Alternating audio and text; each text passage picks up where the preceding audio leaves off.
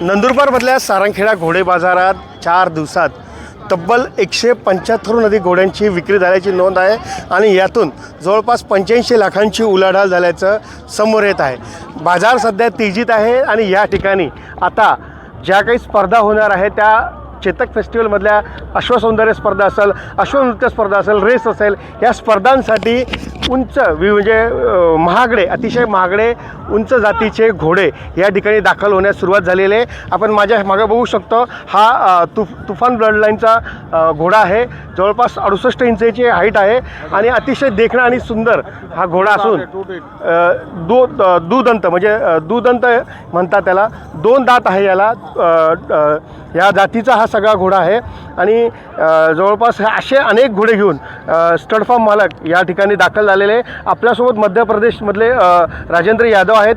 ते घोड्यांचे फार मोठे शौकीन आहेत आणि ते अशाच पद्धतीचे अनेक उच्च भ्रू ब्लडलाईनचे घोडे या ठिकाणी घेऊन येतात।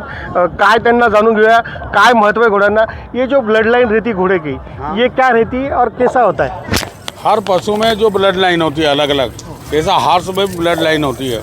अभी मारवाड़ी और नुकरा में ब्लड लाइन नहीं है अभी, और मारवाड़ी में ब्लड लाइन है। तो ब्लड लाइन में कौन सी ब्लड लाइन सबसे अच्छी मानी जाती है? सारी ब्लड लाइन है जो भी है, तूफान है, आलिशान है, बरखना है, अन्य अन्य आपण बघू शकतो की तुफान आहे, बरखाना आहे, अशा अनेक प्रकारच्या ब्लड लाईन त्या मानल्या जातात आणि त्यांच्या जातीच्या घोड्यांना मोठ्या किमतीसाठी भेटतात।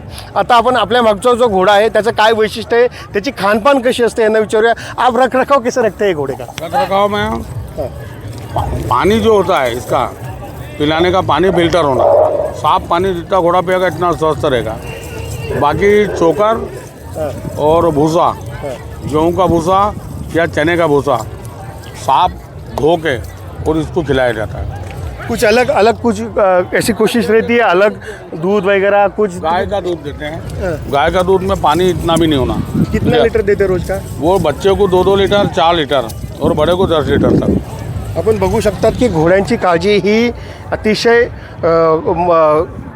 महागड्या पद्धतीने घेतल्या जाते।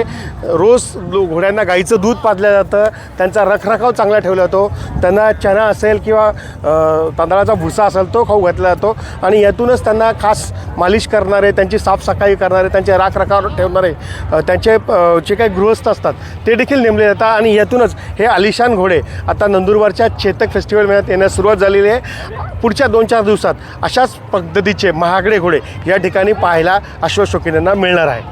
निलेश पवार, न्यूज 18 लोकमत, सारंगखेडा, नंदुरबार।